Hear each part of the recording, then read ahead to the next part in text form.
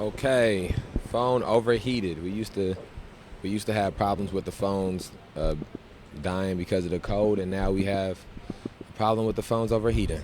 All the things that come with being outside. All right, so we are reading "Why We Can't Wait" by Dr. Martin Luther King Jr. We are on Chapter 4, New Day in Birmingham. This is the Rockford reading segment that we conduct here. Again, for anybody who may be tuning in for the first time, what it is that we do is we go through, we read a book, and as we read it, we cross-reference some of the information that's on the page. We cross-reference it to how it correlates to the struggle to end police terrorism, mass incarceration, and racial injustice in Rockford, Illinois.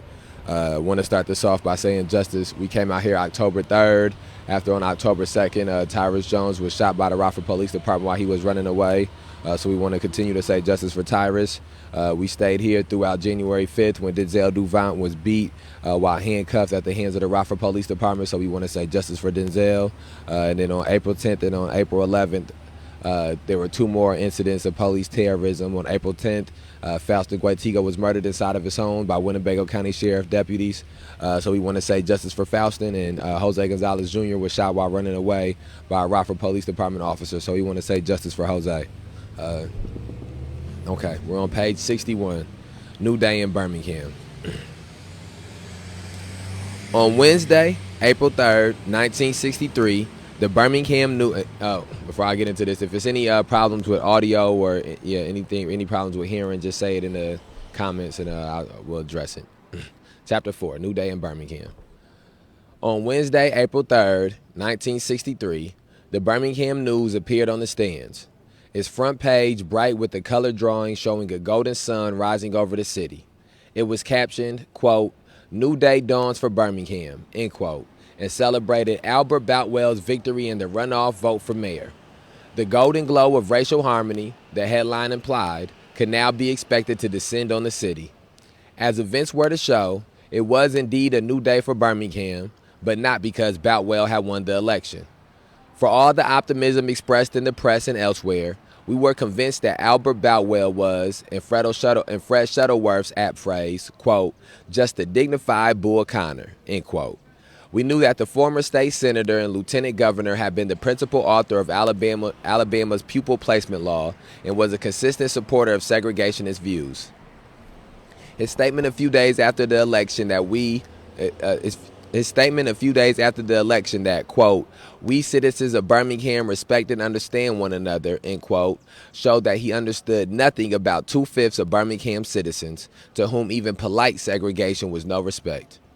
Meanwhile, despite the results of the runoff, the city commissioners, including Bull Connor, had taken the position that they could not legally be removed from office until 1965.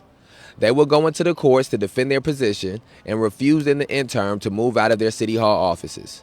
If they won in court, and conflict in the laws of Birmingham made this theoretically possible, they will remain in office for another 2 years.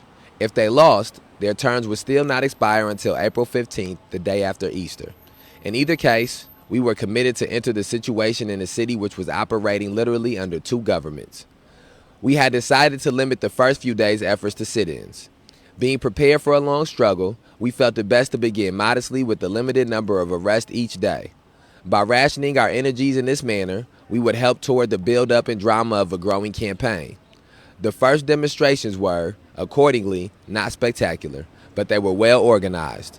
Operating on a precise timetable, small groups maintained a series of sit-ins at lunch counters in the downtown department stores and drugstores. When the demonstrators were asked to leave and refused, they were arrested under the local, quote, "trespass after warning," end quote, ordinance. By Friday night, there have been no disturbances worth note. Evidently, neither Bull Connor nor the merchants expected this quiet beginning to blossom into a large-scale operation.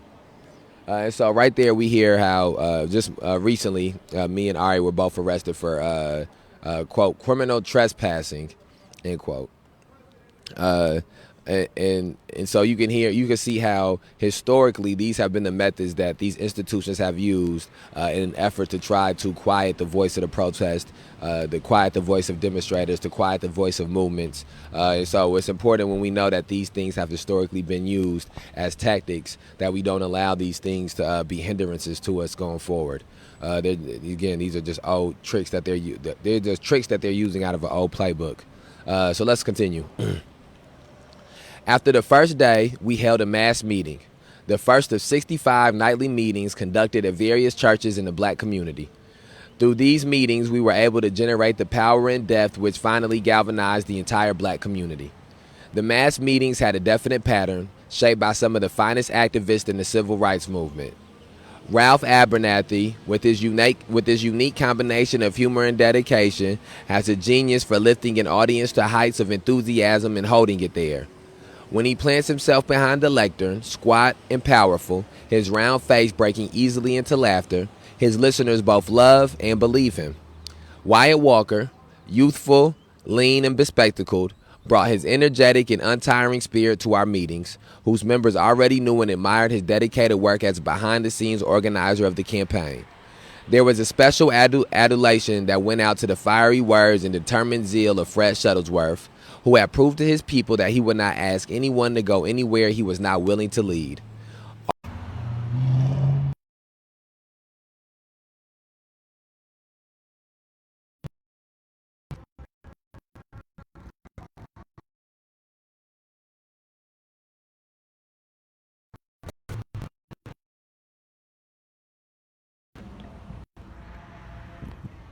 Okay, the phone keep overheating, so I gotta move it into a different area.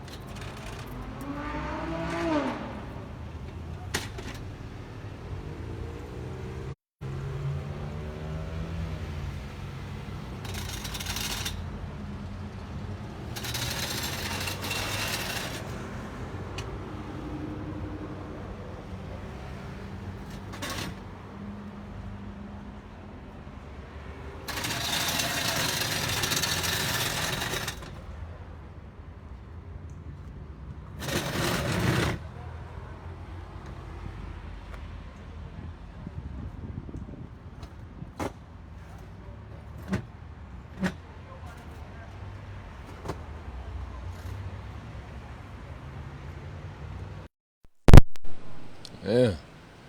All right.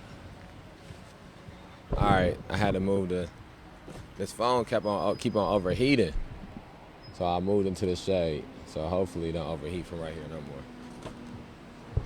I don't know how even this is. All right, man. All right, let's pick back up where we left off at. I'm determined to get through at least a couple chapters of this book. What's up, man? This seems real. A little bit more dangerous. A little bit more dangerous doing it this way.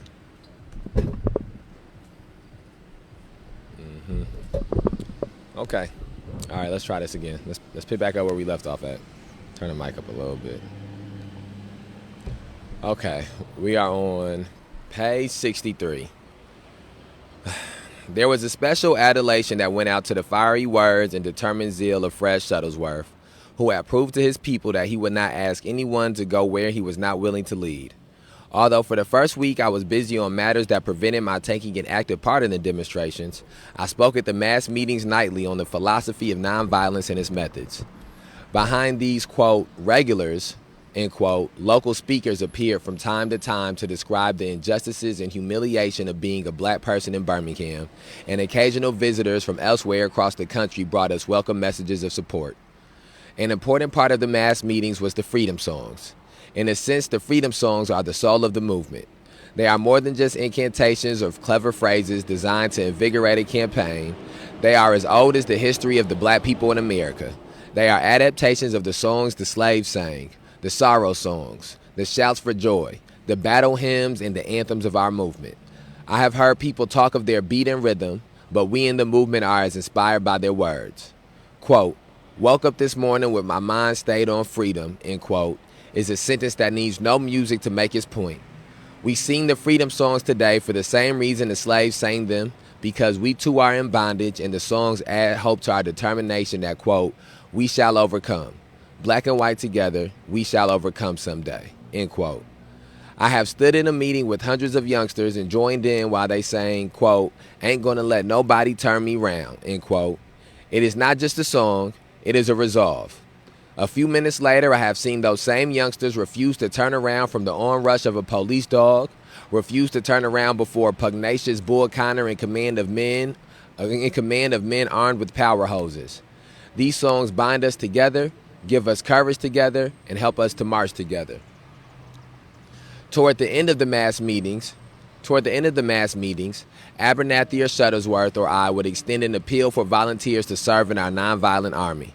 We made it clear that we would not send anyone out to demonstrate who had not convinced himself and us that he could accept and endure violence without retaliating.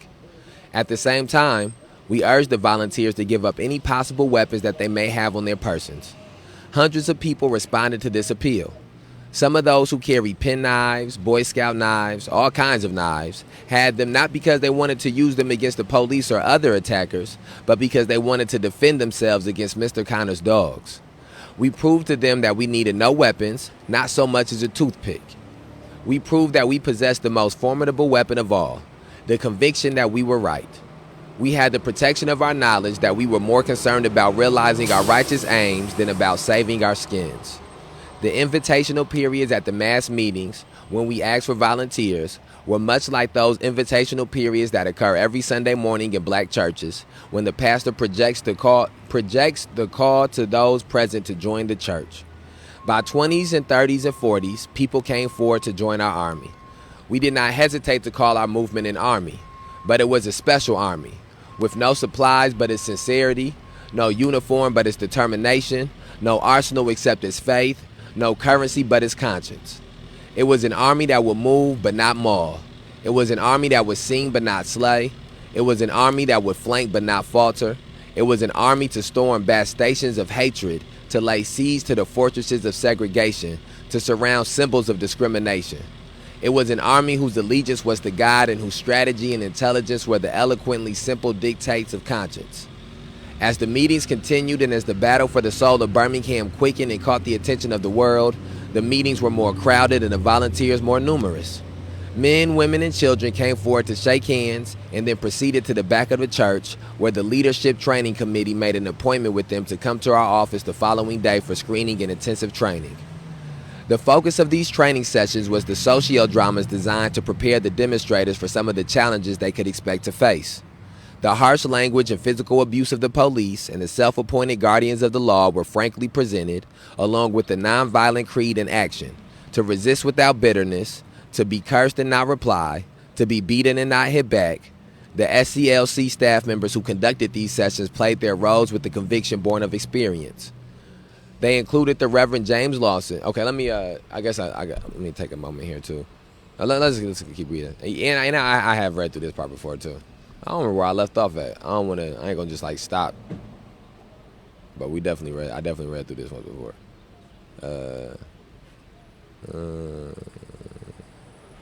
Let me see. Oh yeah.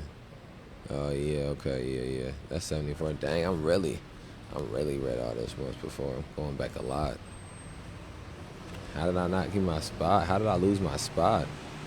All right, let's keep going. All right, my fault. We are on page 67. Wait. 66. Okay.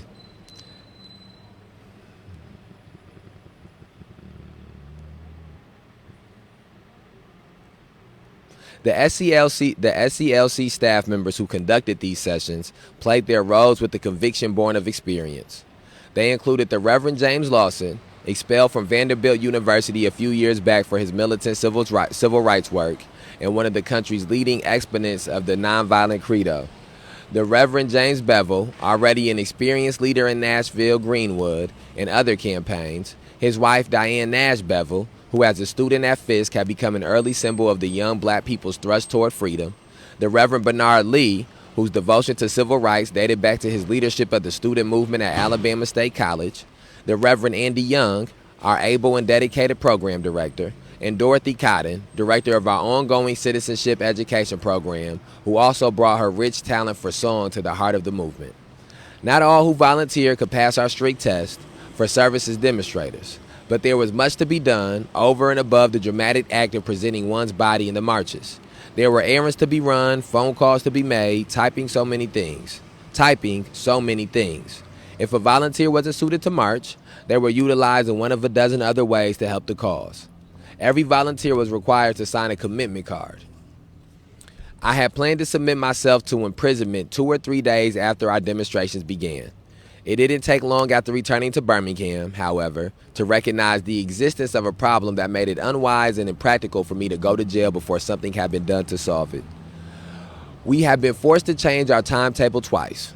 We had to make a strategic retreat until after the runoff and had lost contact with the community for several weeks.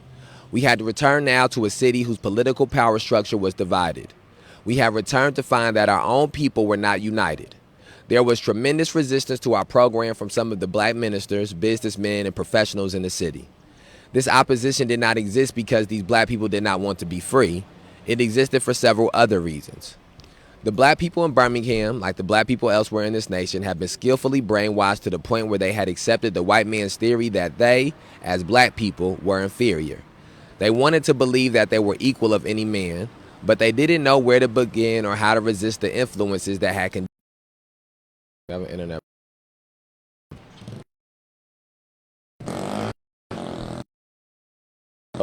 It's a little lag. Trying to make sure, trying to get us back right. All right, I think it's back right. We good? Yeah, we good. All right. Dang, so many technical difficulties. All right, let's keep going. Where are we at? Okay, I wanted to speak on the widespread feeling that our action was ill-timed and that we should give the new Boutwell government a chance.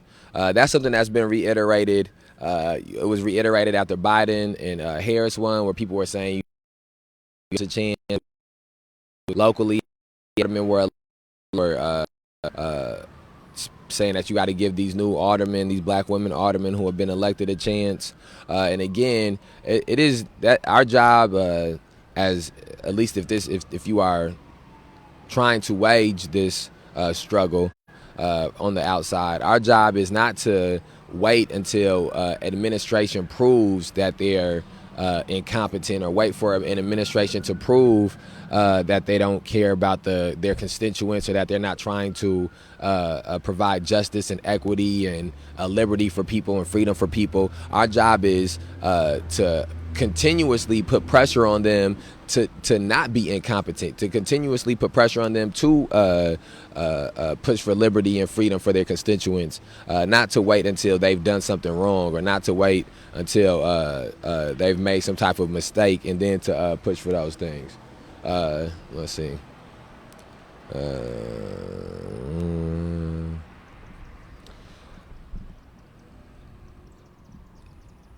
Attorney General Robert Kennedy had been one of the first to voice this criticism. The Washington Post, which covered Birmingham from the first day of our demonstrations, had editorially attacked our, quote, timing, end quote. In fact, virtually all the coverage in the national press at first had been negative, picturing us as irresponsible hotheads who had plunged into a situation just when Birmingham was getting ready to change overnight into paradise. The sudden emergence of our protests seemed to give the lie to this vision. In Montgomery, during the bus boycott, and in the Albany, Georgia campaign, we had the advantage of a sympathetic and understanding national press from the outset. In Birmingham, we did not. It is terribly difficult to wage such a battle without the moral support of the national press to counteract the hostility of local editors. The words, quote, bad timing, end quote, came to be ghosts haunting our every move in Birmingham. Yet people who used this argument were ignorant of the background of our planning. They did not know we had postponed our campaign twice. They did not know our reason for attacking in time to affect the Easter shopping. Above all, they did not realize that it was ridiculous to speak of timing when the clock of history showed that the black people had already suffered 100 years of delay. And I think that all of those things are very relevant to what it is that where the struggle in Rockford stands right now, where people feel as if it's maybe not bad timing, but that city market is the wrong place to be at, or city hall is the wrong place to be at. There's once you begin to take direct actions, once you begin to walk some of the things that a lot of other people talk, you will notice that people who are on the sidelines will always have some type of pessimistic or negative reaction, or some type of armchair quarterback reaction, or in hindsight will be 2020, and the people who are not getting involved will always have something to say. And the majority of the times that they have something negative or something pessimistic to say is because they're not doing anything except for sitting there and trying to find ways to critique the people who are actually active and actually in the streets, and actually every day trying to take steps towards getting us to a better place as a society and as a community.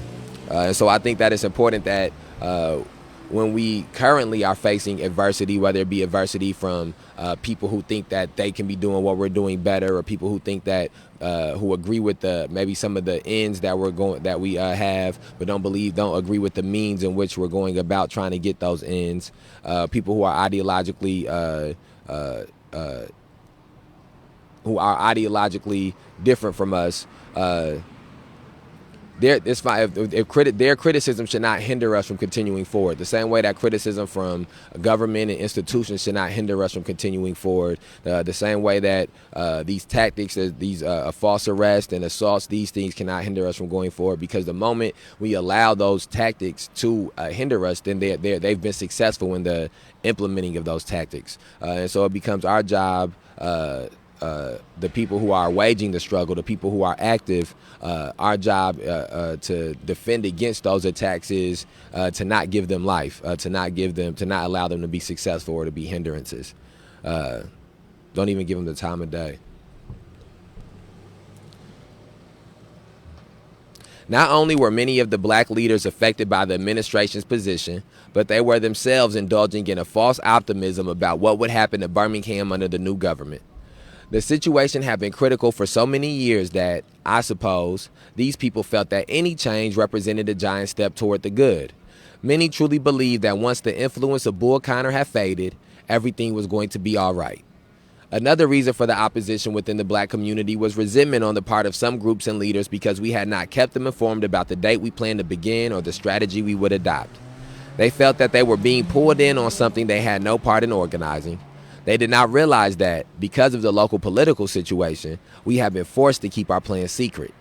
We were seeking to bring about a great social change which could only be achieved through unified effort. Yet our community was divided. Our goals could never be attained in such an atmosphere.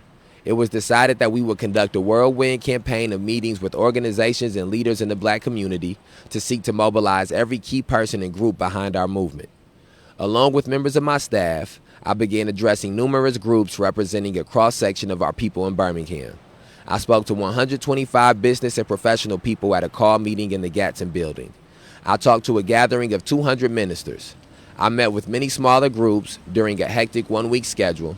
In most cases, the atmosphere when I entered was tense and chilly, and I was aware that there was a great deal of work to be done. I went immediately to the point, explaining to the business and professional men why we had been forced to proceed without letting them know the date in advance. I dealt with the argument of timing. To the ministers, I stressed the need for a social gospel to supplement the gospel of individual salvation. I suggested that only a, quote, dry as dust, end quote, religion prompts a minister to extol the glories of heaven while ignoring the social conditions that cause the men in earthly hell. I pleaded for the projection of strong, firm leadership by the black minister, pointing out that he is freer, more independent than any other person in the community. I asked how the black people would ever gain their freedom without the guidance, support, and inspiration of their spiritual leaders. I challenged those who have been persuaded that I was an, quote, outsider, end quote. I pointed out that Fred Shuttlesworth, Alabama Christian Movement, for Human Rights was an affiliate of the Southern Christian Leadership Conference, and that the Shuttlesworth Group had asked SCLC to come to Birmingham, and that as president of SCLC, I had come in the interest of aiding in an SCLC affiliate. I expanded further on the weary and worn,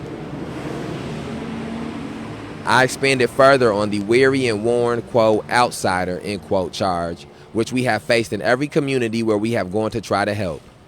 No black people, in fact, no American is an outsider when he goes to any community to aid the cause of freedom and justice. No black person anywhere, regardless of their social standing, their financial status, their prestige and position, is an outsider so long as dignity and decency are denied to the humblest black child in Mississippi, Alabama, or Georgia. The amazing aftermath of Birmingham, the sweeping black revolution, revealed to people all over the land that there are no outsiders in all these 50 states of America. When a police dog buried his fangs in the ankle of a small child in Birmingham, he buried his fangs in the ankle of every American. The bell of man's inhumanity to man does not toll for any one man. It tolls for you, for me, for all of us. Somehow God gave me the power to transform the resentments, the suspicions, the fears, and the misunderstandings I found that week into faith and enthusiasm. I spoke from my heart, and out of each meeting came firm endorsements and pledges of participation and support. With the new unity that developed and now poured fresh blood into our protest, the foundations of the old order were doomed. A new order was destined to be born, and not all the powers of bigotry or Bull Connor could abort it. By the end of the first 3 days,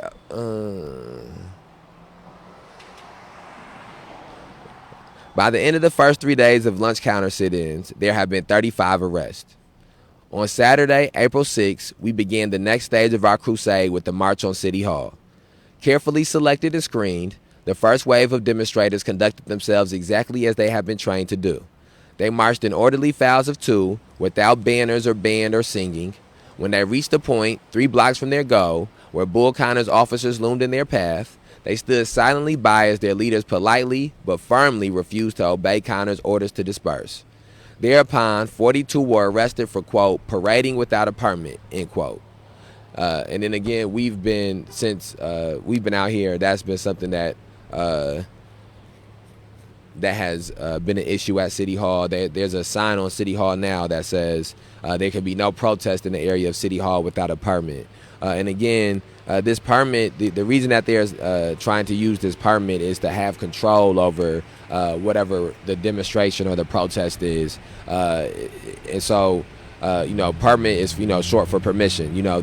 And again, once you are asking an institution, you can't protest the institution and then ask the institution for permission to protest the institution. The institution you're protesting should not be setting the parameters and the guidelines for the protest, because then it is no longer a protest. And so that is why historically these laws have been used in these ways. And so that's why you can go all the way back to 1963 and still see the same tactics being implemented.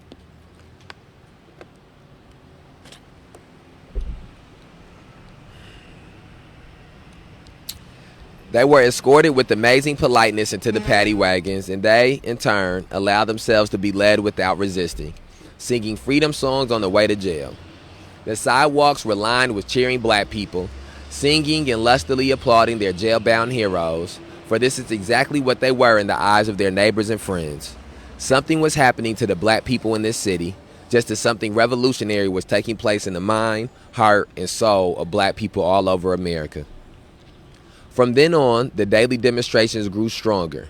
Our boycott of the downtown merchants was proving amazingly effective. A few days before Easter, a careful check showed less than 20 black people entering all the stores in the downtown area. Meanwhile, with the number of volunteers increasing daily, we were able to launch campaigns against a variety of additional objectives. Kneel-ins at churches, sit-ins at the library, a march on the county building to mark the opening of a voter registration drive, and all the time the jails were slowly but steadily filling up. And so then I want to point out here when Dr. King says, our boycott of the downtown merchants was proving amazingly effective. A few days before Easter, a careful check showed less than 20 black people entering all the stores in the downtown area. So again, we're reminded that historically, protests and demonstrations, besides just being a disruption to everyday business and to the business as usual mindset that cities and counties have, it has also historically been used to have a divestment of finances. It's historically been used for businesses to lose money because we live in a capitalistic society, and so when you attack the capital, these institutions listen. These institutions pay attention. Money talks. And so again, when people bring up, because we want to cross-reference this to the things that we're dealing with currently in Rockford, Illinois, and so when people bring up things like people at City Market losing money, or small businesses and vendors who are at City Market losing money, that has historically been a repercussion of protesting. That has historically been a side effect of protesting, and it's been that way because we live in a capitalistic society. That is what gets people to pay attention. That is how you start speaking the same language as the people that you are trying to get to change things.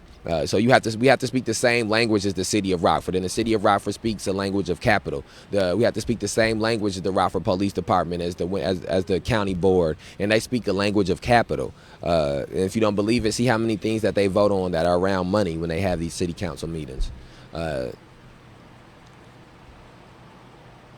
See how many of them complain about how much money they don't have or how much money their districts don't have. And again, you understand that, capital. A lot of music today. People coming by with loud music. Everybody windows down. Birmingham residents of both races were surprised at the restraint of Connor's men at the beginning of the campaign. True, police dogs and clubs made their debut on Palm Sunday, but their appearance that day was brief and they quickly disappeared. What observers probably did not realize was that the commissioner was trying to take a leaf from the book of Police Chief Laurie Pritchett of Albany. Chief Pritchett felt that by directing his police to be nonviolent, he had discovered a new way to defeat the demonstrations.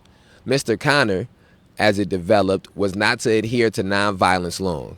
The dogs were baying in kennels not far away. The hoses were primed. But that is another part of the story. A second reason Bull Connor had held off at first was that he thought he had found another way out. This became evident on April 10th when the city government obtained a court injunction directing us to cease our activities until our right to demonstrate had been argued in court. The time had now come for us to counter their legal maneuver with the strategy of our own. 2 days later, we did an audacious thing, something we had never done in any other crusade. We disobeyed a court order. We did not take this radical step without prolonged and prayerful consideration. Planned, deliberate civil disobedience have been discussed as far back as the meeting at Harry Belafonte's apartment in March. There, in consultation with some of the closest friends of the movement, we had decided that if any injunction was ensued to thwart our demonstrators, it would be our duty to violate it. To some, this will sound contradictory and morally indefensible.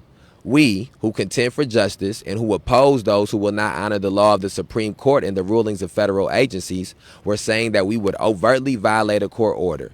Yet we felt that there were persuasive reasons for our position. Okay, and then right here I want to point out how, so one of the things that people have said to us, let's say for the example for the memorials. We put up the memorials regularly, and as we put up the memorials at the beginning, there were no ordinance violations, or there was nothing that was saying that we could not put up the ordinance. There was nothing that was saying, nobody was saying we could not put the memorials up. They were just tearing them down every time we put them up. And now what they have done is they've given out citations for the memorials. And again, these citations are basically saying that you can't put the memorials up and that you're fined for putting the memorials up. But the citation, this is an illegal citation or an unjust citation. So to adhere to this citation, that would actually be the wrong thing to do. That would be the morally wrong thing to do, because we know the only reason that this citation is being implemented is because of the type of memorials that are up. Is because what's on the memorials, not because the memorials being put up are actually any type of danger to the community or any type of danger to the society. The same thing has happened with megaphones. We've used megaphones at times and it been had the siren on and it been no citation for it, no problem for it, nobody arrested for it. And then later on, they've given citations for it and then arrested people for it. And then again, it becomes, and sometimes it becomes about what your own moral compass is, what your own ethics and integrity and what your conscious will and won't allow you to do. When the times where somebody has told us that's something that we know we have the right to do, the legal right to do, when someone has tried to use unjust ordinances or use unjust laws to try to limit the protest, to try to limit the demonstration, to try to limit the voice of the movement, it's been our responsibility and our duty to not allow that to happen, to continue forward even through that tactic, because that is what it is. The same way that this injunction, this illegal injunction that they're trying to give to Dr. King and to the demonstrators in Birmingham is just a tactic, and it's an unjust injunction. And so they had to make the decision to push through that. The same thing is happening here. We had to make the decision to push through the illegal arrests that were taking place on the crosswalk. We had to make the decision to push through the illegal arrests that have taken place at City Hall. We have had to make the decision to push through the unjust citations that have been given out, and the unjust ordinance violations that have been given out. Because if we don't push through those things, then we allow those tactics to be useful. We allow those tactics to have worked. And the only way to combat those tactics is to push through. So here, I'm gonna plug this up so this phone don't die. Yeah. Dang, that's crazy. Okay. Dang.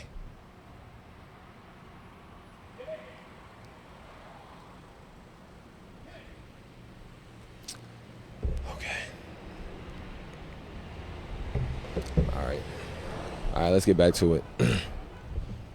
When the Supreme Court decision on school desegregation was handed down, leading segregationists vowed to thwart it by invoking a, quote, century of litigation. I'm trying to move so this wind starting to pick up. Tell me if it's too windy in the comments. Wind starting to pick up. Okay. When the Supreme Court decision on school desegregation was handed down, leading segregationists vowed to thwart it by invoking a, quote, century of litigation, end quote. There was more significance to this threat than many Americans imagined. The injunction method has now become the leading instrument of the South to block the direct action civil rights drive and to prevent black citizens and their white allies from engaging in peaceable assembly, a right guaranteed by the First Amendment. You initiate a nonviolent demonstration. The power structure secures an injunction against you. It can conceivably take 2 or 3 years before any disposition of the case is made. The Alabama courts are notorious for, quote, sitting on, end quote, cases of this nature. This has been a maliciously effective, pseudo-legal way of breaking the back of legitimate moral protest. Okay, and then so as we go through and read that, that points out another similarity to what we're facing right now in Rockford, Illinois, where the unjust court system and the unjust they're speaking about the court system specifically. Ours is the unjust court system, but also the unjust system of mass incarceration, which in here they're speaking about trying to fight an injunction where nobody goes to jail for the injunction. You can go to jail for violating the injunction, but nobody goes to jail because an injunction has been placed. But once they place the injunction, if you march past it, then you can be arrested and you can go to jail. And so they're saying how it can take years to fight through these injunctions and get the paperwork and the injunction, the case to actually be ruled upon. And the same thing is happening here where it looks different, but the state's attorney's office here is trying to just, instead of Instead of fixing the issue that is being addressed through the protests, instead of fixing the issues that being addressed through these demonstrations, the city is working in coordinate. The city and the police is working in coordination with the state's attorney's office to instead just to get people caught up in the system and the court system, and hope that enough people caught up in the court system will not have bodies out at the protests, will not have bodies out at the demonstrations. Hoping that enough people caught up in this mass incarceration system will again not have bodies be available because they're in jail to be at protests and to be at demonstrations. And then their hopes is that from the bodies being in jail, that will disincentivize people from continuing to be involved. And again, all of these different tactics that have historically been used and then that are being used now, it's incumbent upon each and every one of us to not allow these tactics to be useful, to not allow if I'm in jail or somebody else from the organization is in jail, that does not limit us from continuing forward with demonstrations. Again, the next man up mentality. The same way how they've shut down this whole street down here for City Market, basically, but we cannot allow that to be a tactic to keep us from coming out and being involved in demonstrations and protests in this area in some manner. The same way how they gave us this illegal ban on City Hall, we couldn't allow that to be the deterrent that got us from not continuing with the occupation. So we have to continue through whatever tactics these institutions use, because we know that they will continue to find different tactics that they can try to use. And that's why it's important for us to go back and read and educate ourselves on how people in the past have dealt with these things, and how people in the past have stayed resolute through these things. It's bust loud as hell, my fault.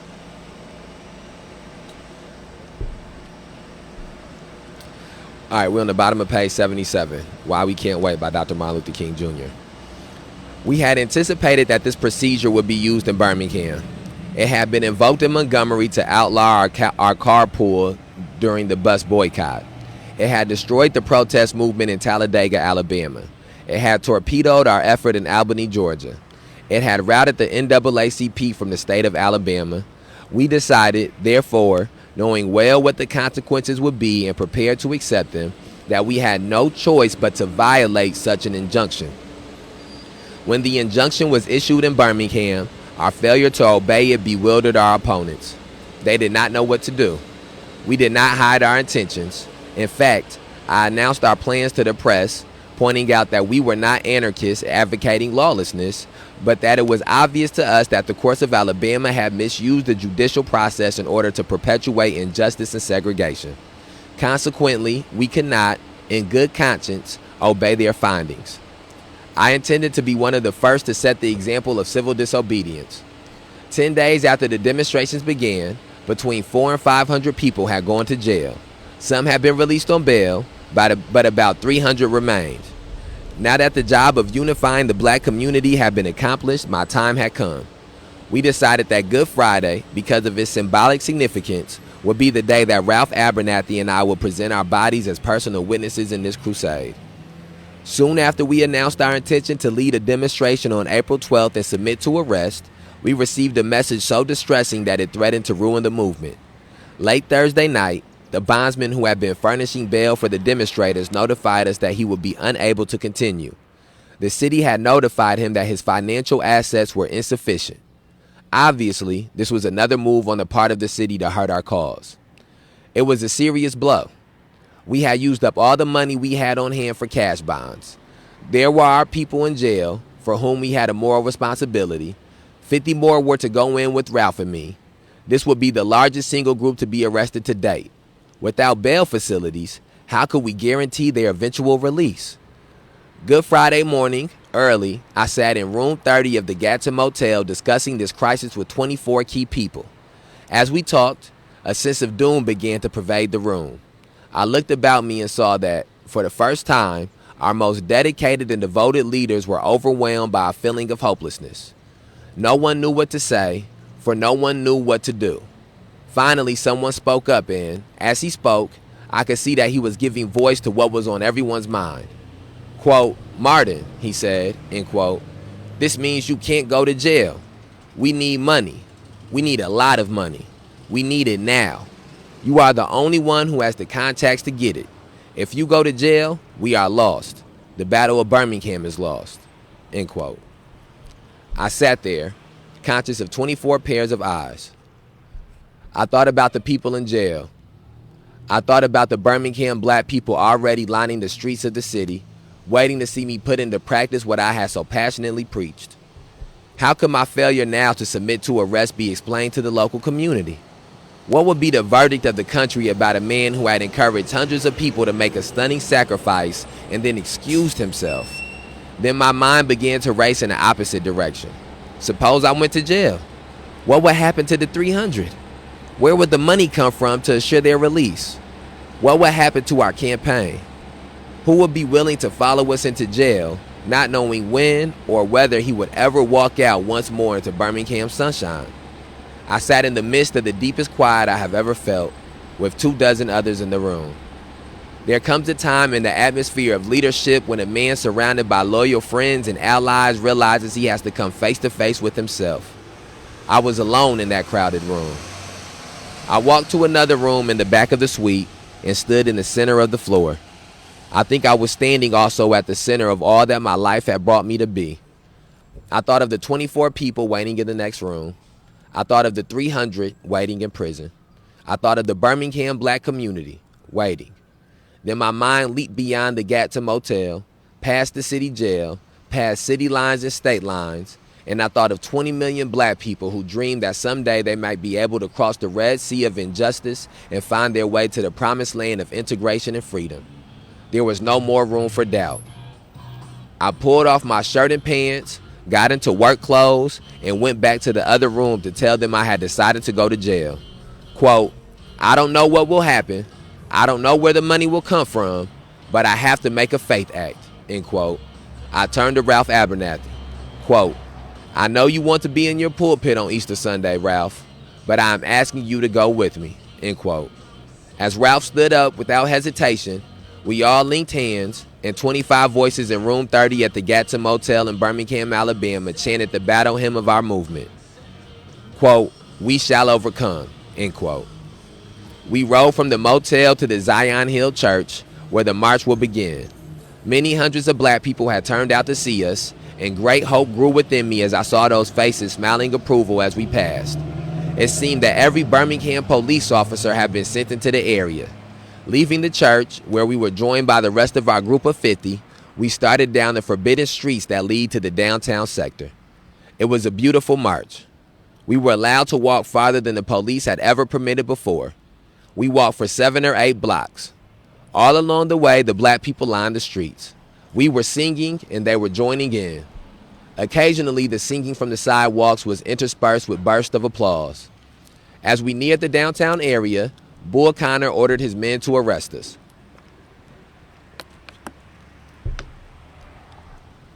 Ralph and I were hauled off by 2 muscular policemen, clutching the backs of our shirts in handfuls. All the others were promptly arrested. In jail, Ralph and I were separated from everyone else and later from each other.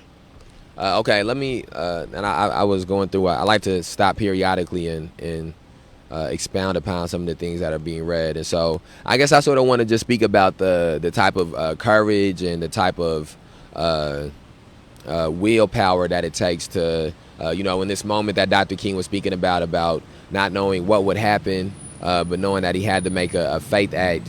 I've, again, speaking from personal experience, that's been something that, I remember after the first week of people being arrested walking on a crosswalk, and the second week came and we were downtown at City Market, I understood that, I didn't know what would happen once I began to walk the second time on a crosswalk. Same thing for the third time.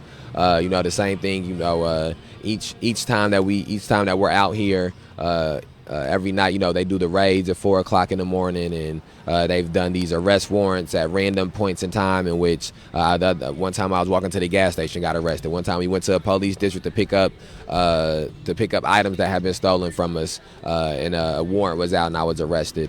And again, I say all those things to say that I personally have gotten to a place where I can't allow any type of anxiety or any type of worriness or fear that I may have once had or I may have in certain moments about being arrested or being in jail for extended periods of time to deter me from continuing forward and persevering with the struggle. Because I know that that's the only reason that the jail is being used. That's the only reason these arrests are being used. Is the right in this specific instance they're talking about the bail bondsman. The city has exerted some type of pressure to make it so that the bail bondsman is no longer going to be able to continue to bail people out for them, and so now they have to find a new way to get the money. And again, this is these are tactics that are being used to get people to stop protesting, to get people to stop demonstrating. And the tactics are only useful if people stop protesting, if people stop demonstrating, if the fear overpowers the determination and the courage of the movement. And so again, it becomes our job to try to find literature that can reaffirm that courage, reaffirm that belief, reaffirm that willpower, so that way we can continue to walk head first and walk heads high into these situations, and these tactics cannot be useful. So again, I want to try to make sure as often as possible I sort of just cross-reference how some of these things interrelate to what we're facing in Rockford, Illinois, because we don't want to get to a place where we're just reading something to be reading it. We want to get into a place where, as if other people are reading along or listening along, that they cross-reference on things as well. So we're on the top of page 82 for Why We Can't Wait. Let's see. For more than 24 hours, I was held incommunicado, in solitary confinement. No one was permitted to visit me, not even my lawyers. Those were the longest, most frustrating and bewildering hours I have ever lived. Having no contact of any kind, I was besieged with worry. How was the movement faring? Where would Fred and the other leaders get the money to have our demonstrators released? What was happening to morale in the black community? I suffered no physical brutality at the hands of my jailers. Some of the prison personnel were surly and abusive, but that was to be expected in southern prisons. Solitary confinement, however, was brutal enough. In the mornings, the sun would rise, sending shafts of light through the window high in the narrow cell, which was my home.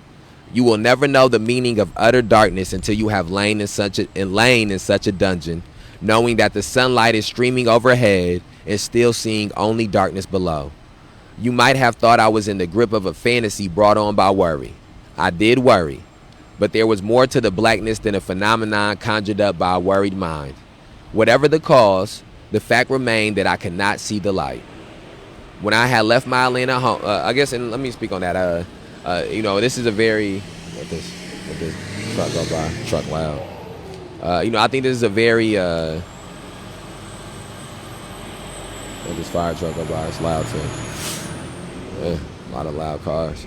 I think this is a very detailed description of jailing experience, especially solitary experience. I have personally not been in jail in solitary confinement for a 24-hour period.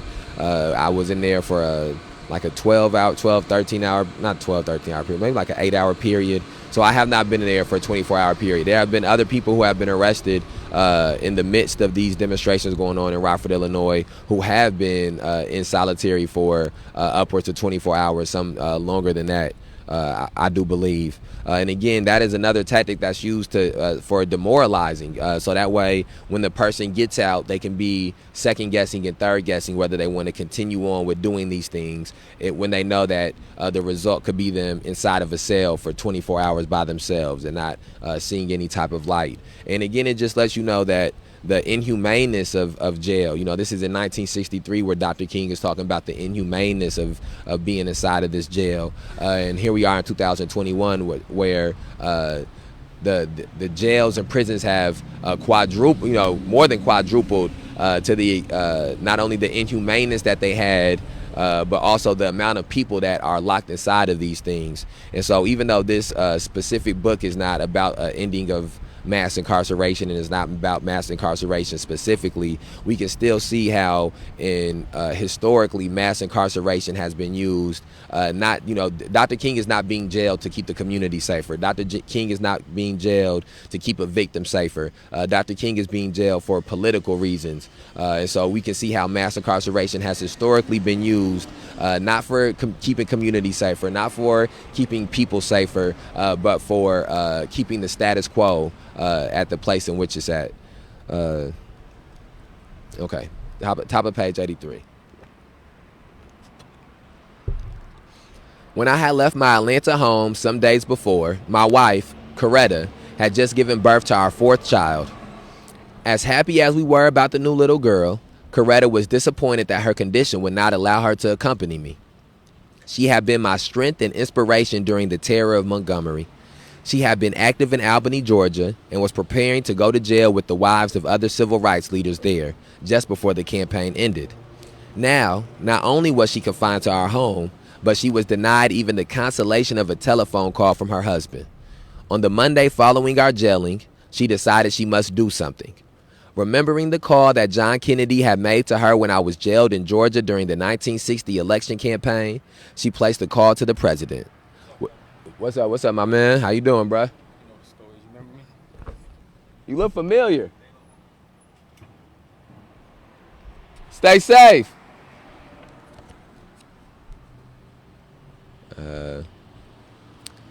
Damn, I gotta start remembering people, man. Damn. Within a few minutes, his brother, Attorney General Robert Kennedy, phoned back. She told him that she had learned I was in solitary confinement and was afraid for my safety. The Attorney General promised to do everything he could to have my situation eased. All right, bro, be safe out here. I gotta remember people's faces. Okay. The Attorney General promised to do everything he could to have my situation eased. A few hours later, President Kennedy himself called Coretta from Palm Beach and assured her that he would look into the matter immediately. Apparently, the president and his brother placed calls to officials in Birmingham, for immediately after Coretta heard from them, my jailers asked if I wanted to call her. After the president's intervention, conditions changed considerably.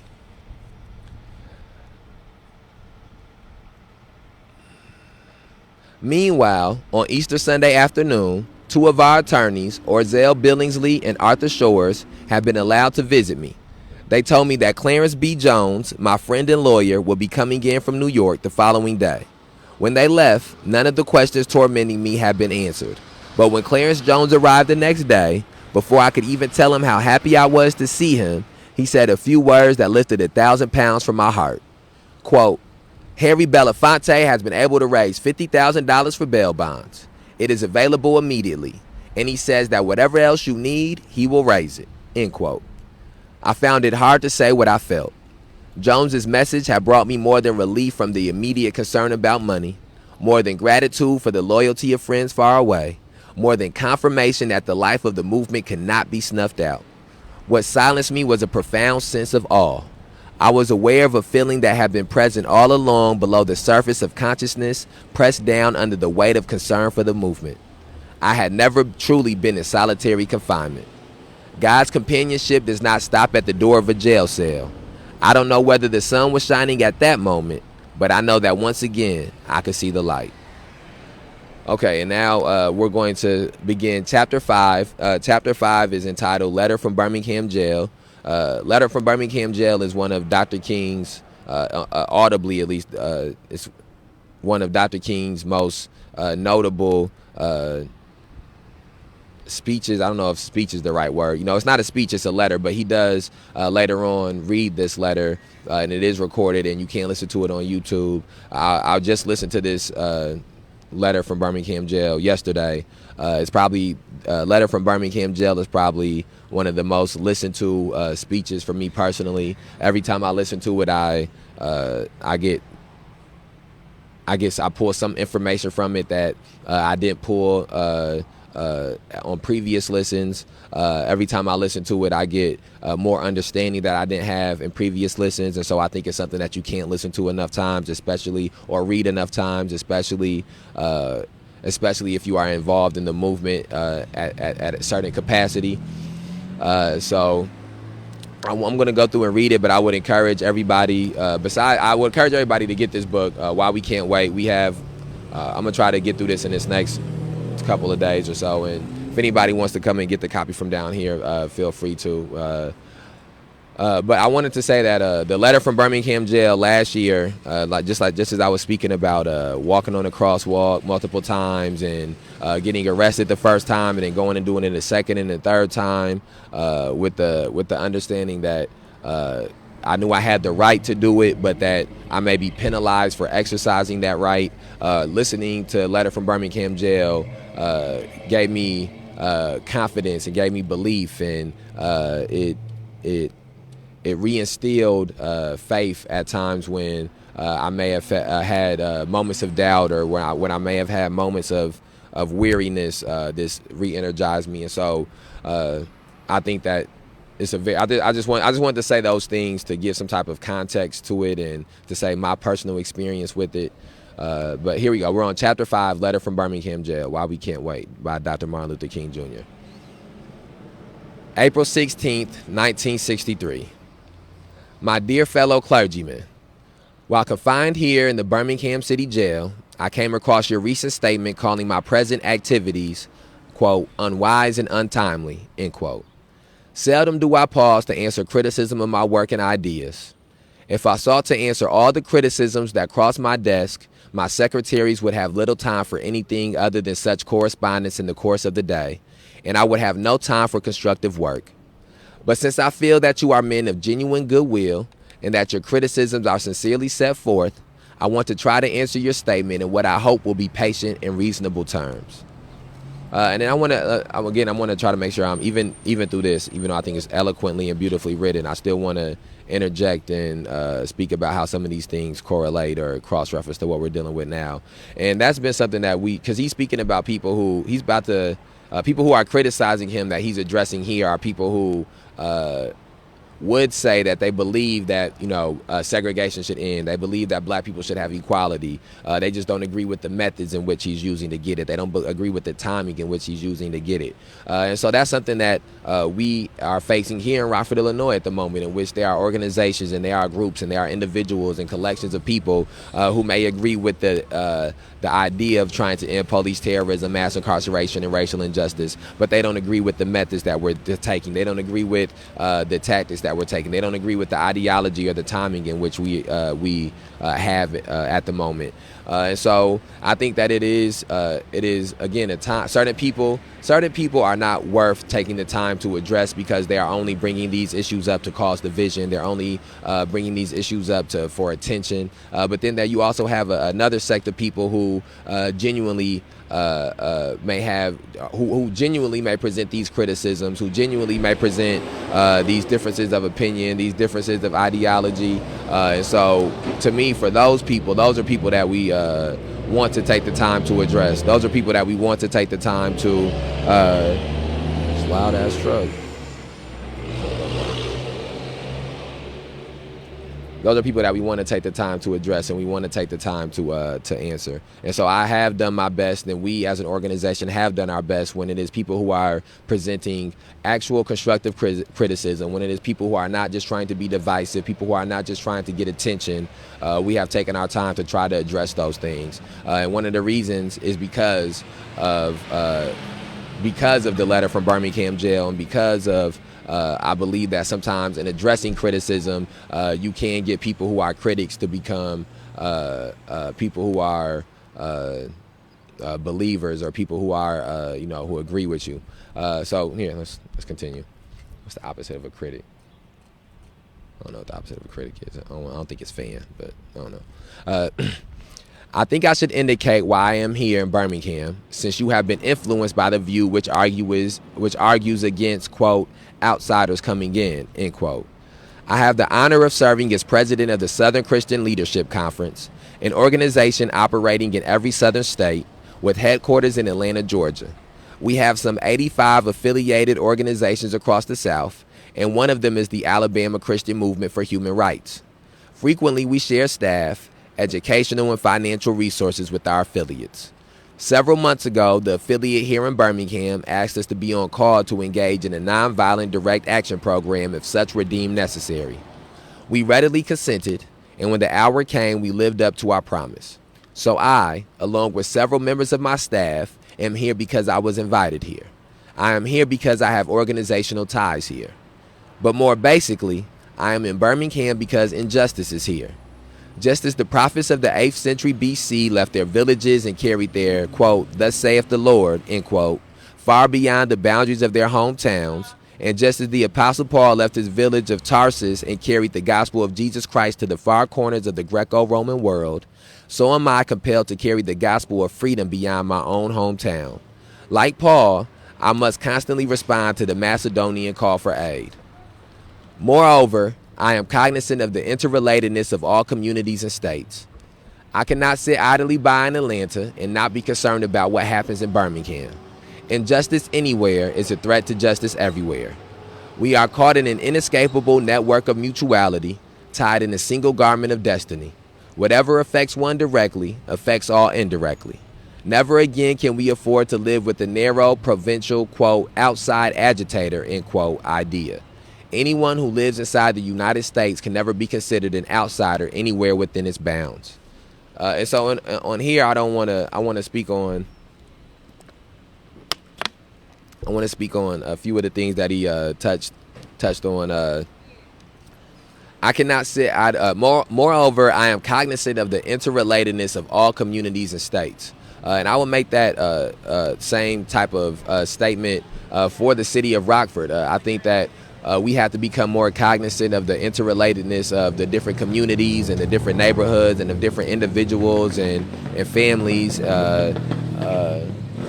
in the city of Rockford, Illinois, and how these injustices that may be an injustice done to Eddie Patterson's family may not directly affect your family, but it is it is true that it will indirectly affect your family. Injustice done to Jose Gonzalez Jr. and his family may not directly affect your family, but it will indirectly affect your family. One of the reasons is because every time these police departments, these police officers are allowed to perpetrate injustice on a community member on Monday, it makes them more comfortable with perpetrating that injustice on a community member on Tuesday. And the same thing, every one of these officers that are justified for shooting community members one year, it gets us into a place where more police officers are comfortable shooting community members in the years going forward. And so it may not be you personally who the injustice is done to the next time one of these things manifests, but you have to understand that because we are all interconnected, because we are all interrelated, that your lack of doing something because at the moment it does not directly affect you may lead in the future to realizing that you were indirectly affected and now you are being directly affected, and people have the same mindset for you where they're saying, oh, well, this not directly affecting me, it's just affecting your family, so I'm not going to be involved, I'll wait for it to directly affect me. We can't get into a place where we wait for these things to directly affect each one of us. We should be being woken up every time we are indirectly affected. We shouldn't be waiting for injustice to be done to us specifically. We should be getting more involved and becoming more woke to these issues every time injustice is done to a stranger, every time injustice is done to a neighbor, every time injustice is done to somebody that you went to school with, so that way you can avoid it being done to you. Don't wait for the injustice to be done to you for you to struggle against it. You deplore the demonstrations taking place in Birmingham, but your statement, I am sorry to say, fails to express a similar concern for the conditions that brought about the demonstrations. I am sure that none of you would want to rest content with the superficial kind of social analysis that deals merely with effects and does not grapple with underlying causes. It is unfortunate that demonstrations are taking place in Birmingham, but it is even more unfortunate that the city's white power structure left the black community with no alternative. And then I think that is again directly connected to what we're dealing with here in Rockford, Illinois, where as people who deplore driving by City Hall and seeing the sign of Denzel should deplore more the officers who beat Denzel, should deplore more the type of city in which community members and individuals in the community feel as if the only way that they can try to get some type of change is to change for people being beat like Denzel, is to display the picture of Denzel being beat. I think the same thing. Here we go. Here come the people that beat Denzel right here too. Yep, here they come, dirty cops. I think the same thing. Same thing is to be said for the chalk. A lot of people have issues with walking by and seeing the chalk, or walking by and seeing the language that's used in the chalk, or seeing the chalk by their sidewalk, or seeing racist written in chalk. And I think what people should be more disturbed by is the fact that that Tyrus Jones was shot while he was running away, and that's why we're leaving messages in chalk. What people should be more disturbed by is the fact that Denzel Duvant was beat while he was handcuffed, and that's why we're leaving messages in chalk. What people should be more disturbed by is that Faustin Guaitigo was murdered inside his home, and that's why we're leaving messages in chalk. What they should be more disturbed by is that Jose Gonzalez Jr., 19 years old, was shot while running away, and that's why we're leaving messages in chalk. What they should be more, the same thing for City Market. People are upset or bothered by the fact that the demonstrations are taking place at City Market. What they should be more upset about is the fact that City Market weaponized the police against people in this community last year. What they should be more upset about is the fact that Kathy McDermott has continuously engaged in racist microaggressions. What they should be more upset about is that the people who run City Market have been making profit and put profiting, whether that be off of financial profit or whether that be off of they're building their brand profiting. They've put that over humaneness, that they've put that over justice, they put that over freedom, they put that over liberties, and that's what people should be more upset about. So again, one of the reasons that I believe it's important for us to read these pieces of literature. It's important for people to go listen to the letter from Birmingham jail audibly on YouTube, on SoundCloud, is because a lot of times when people pose questions, a lot of times when people pose questions about the manner of these protests or the manner of the demonstrations that are taking place in the city, those answers can be found in pieces of literature from the past, because people are posing the same questions now that they have historically posed in the past when people have protested and demonstrated. And one of the issues that I found that we have as a society is that people have been miseducated about protesting and the reasons for protesting and things that have happened in protesting. And so I think we're trying to do the job organizationally, besides just doing the demonstrations, but besides just putting on the protests, trying to educate people about the demonstrations, trying to educate people about the protests, trying to inform people about the demonstrations, trying to inform people about the protests, so that way people aren't spreading false narratives about the reasonings for these things and the tactics and the ideology behind these things. All right, we're on page 87, bottom of page 87. In any nonviolent campaign, there are 4 basic steps: collection of the facts to determine whether injustices exist, negotiation, self-purification, and direct action. We have gone through all these steps in Birmingham. There can be no gainsaying the fact that racial injustice engulfs this community. Birmingham is probably the most thoroughly segregated city in the United States.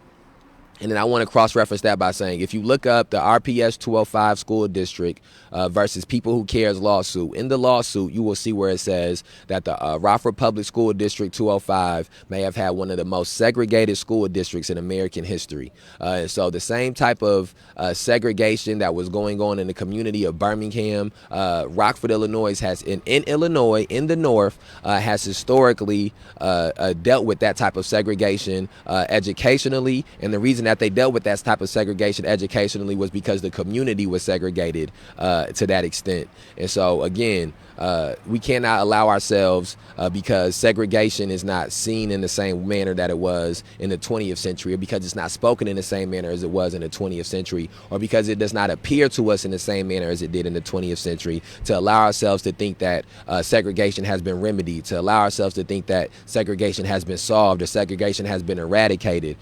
So since we understand that they're fighting segregation in here, and part of the root issues of police terrorism, mass incarceration, and racial injustice in the city of Rockford, Illinois, is segregation. Is the segregation that goes on here, the segregated communities here.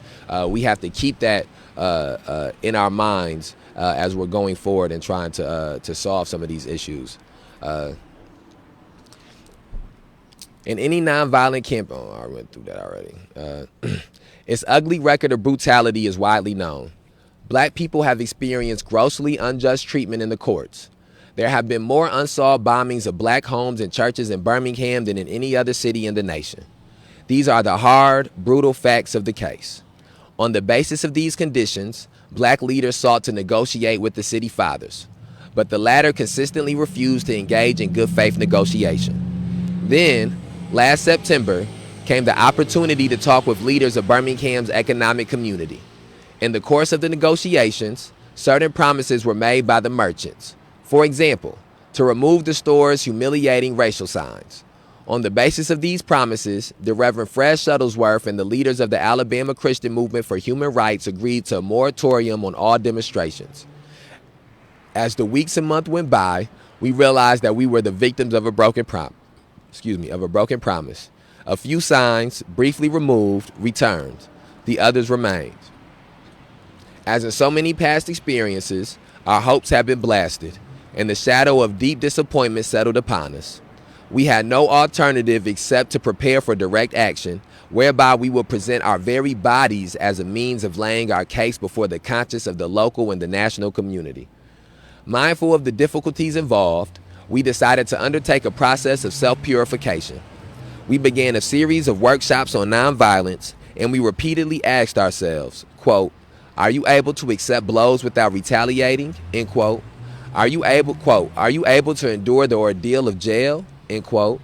We decided to schedule our direct action program for the Easter season, realizing that except for Christmas, this is the main shopping period of the year.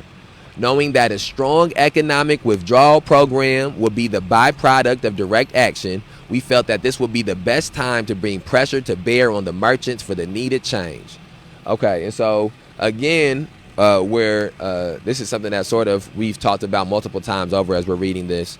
But for the people who bring up, small businesses are losing money, local businesses are losing money. Historically, that has been a byproduct of a direct action, of a successful direct action program. So that is not something to be, people should not be abhorred or appalled that City Market may have lost money last year and that the protest may be a reason why. That is a byproduct of demonstrating at a place, especially when you demonstrate at a place and then the place exhibits the type of racial injustice that you are saying needs to be addressed. And so we sit in a place now where nobody who is black should even be participating in the putting on of City Market or participating in going to City Market to get drinks or food or funnel cakes or whatever. And that's not because of my personal vendetta I have or we have as an organization against Kathy McDermott and Peter Provenzano and the litany list of the other people who run City Market, but because these people have engaged in mass incarceration, engaged in police terrorism, and engaged in racial injustice issues. And if you continue to support institutions and events and individuals who engage in those things, it gives the okay to the other white supremacists, to the other white nationalists, to the other bigots, to the other racists, that they can continue in those actions. They can continue in that ideology because they won't be penalized for it, because they won't suffer consequences for it. And so besides the fact of just continuing to be there protests and demonstrations, besides just doing that, we have to make sure that we continue. We have to make sure that we continue being present to push those things forward. Okay, so where do we pick up at? What's good? What's up? How you doing? Doing all right? I'm reading. I'm in the middle of doing this. Okay. All right. Okay. Oh damn! No, I got this, but it's not nothing left. It's nothing left. I'm sorry. It's all gone. There's some water in there. You want some water? Yeah, it's like you see. You want it? You can have it. It's not that lot. Okay. All right. Then last September came the opportunity to talk with leaders of Birmingham's economic community. In the course of the negotiations, certain promises were made by the merchants. For example, to remove the store's humiliating racial signs. On the basis of these promises, the Reverend Fred Shuttlesworth and the leaders of the Alabama Christian Movement for Human Rights agreed to a moratorium on all demonstrations. As the weeks and months went by, we realized that we were the victims of a broken promise. Look, I done messed my place up. Okay, let me try this again. All right. All right. 89. Then it occurred to us that Birmingham's mayoral election was coming up in March, and we speedily decided to postpone action until after Election Day. When we discovered that the Commissioner of Public Safety, Eugene, quote, Bull Connor, had piled up enough votes to be in the runoff. I don't think I should do a quote right there. I think it's just Eugene Bull Connor. Had piled up enough votes to be in the runoff. We decided again to postpone action until the day after the runoff so that the demonstrations cannot be used to cloud the issues. Like many others, we waited to see Mr. Connor defeated, and to this end, we endured postponement after postponement. Having aided in this community need, we felt that our direct action program could be delayed no longer. You may well ask, quote, why direct action? Why sit-ins, marches, and so forth? Isn't negotiation a better path? No reservation. You are quite right in calling for negotiation. Indeed, this is the very purpose of direct action. Nonviolent direct action seeks to create such a crisis and foster such a tension that a community which has constantly refused to negotiate is forced to confront the issue. It seeks so to dramatize the issue that it can no longer be ignored. Okay, and then again, that is the same reasons that we continue to demonstrate, that we continue to protest, is that the job of the protest, when sometimes people have different opinions on the tactics that people use at protest, but again, the job of the protest is not necessarily to always win everybody over, or to win everybody over to your side, or to make people change their mind. Building the tension to force the city to address something that it has regularly not addressed is also one of the purposes of protesting, one of the byproducts of protesting, one of the objectives of protesting. And we live in a city that has never truly addressed police terrorism, mass incarceration, and racial injustice as it specifically pertains to this city. That has never what up, boy? How you feeling? What's good, bro? How you feeling? Yeah. I didn't even see you walk up. I gotta get somebody to keep an eye out. You holla at me. You finna move? You finna be moving around? Or you out? You finna leave? Okay. I'm holla at you. I'm holla at you before you dip.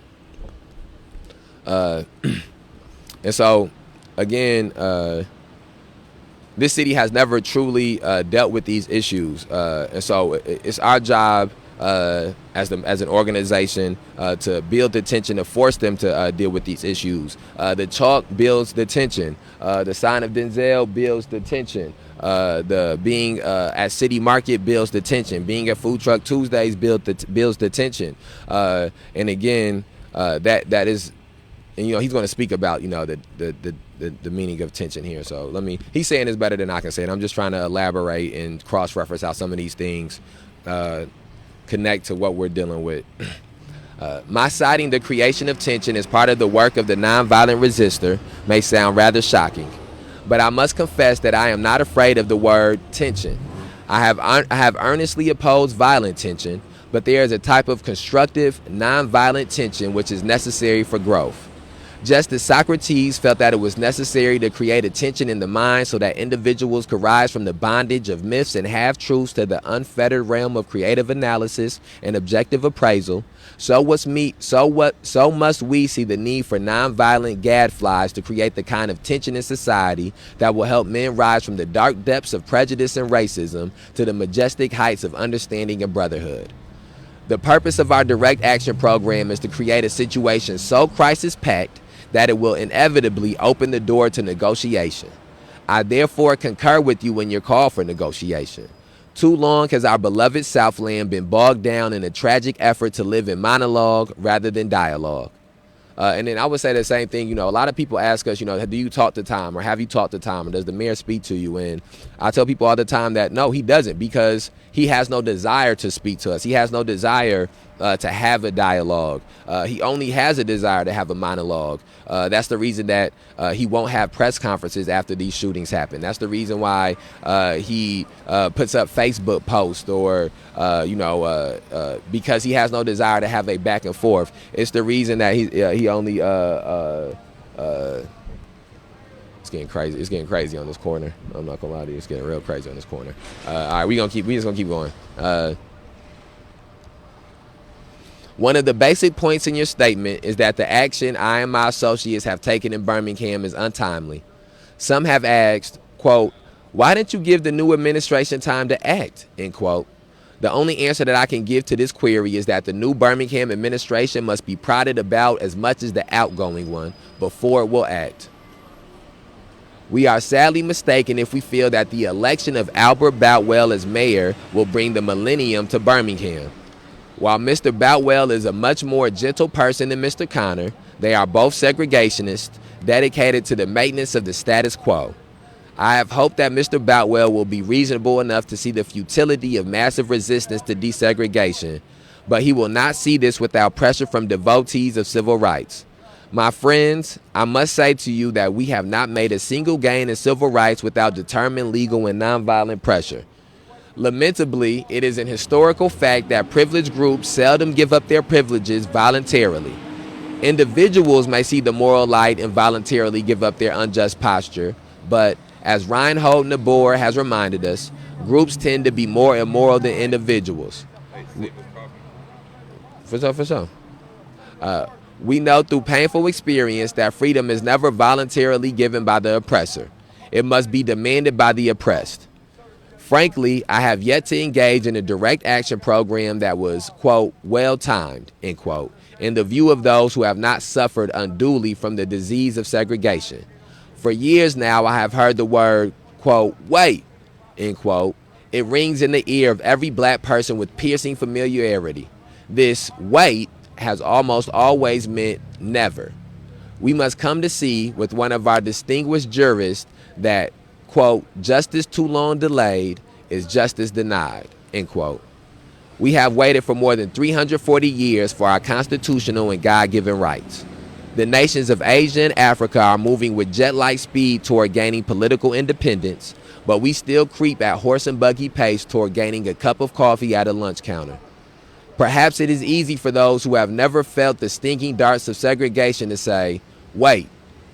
But when you have seen vicious mobs lynch your mothers and fathers at will and drown your sisters and brothers at whim, when you have seen hate-filled policemen curse, kick, and even kill your black brothers and sisters, when you see the vast majority of your 20 million black brothers smothering in an airtight cage of poverty in the midst of an affluent society, when you suddenly find your tongue twisted and your speech stammering as you seek to explain to your 6-year-old daughter why she can't go to the public amusement park that has just been advertised on television, and see tears welling up in her eyes when she is told that Funtown is closed to colored children, and see ominous clouds of inferiority beginning to form in her little mental sky, and see her beginning to distort her personality by developing an unconscious bitterness toward white people, when you have to concoct an answer for a 5-year-old son who is asking, quote, Daddy, why do people treat colored people so mean, end quote.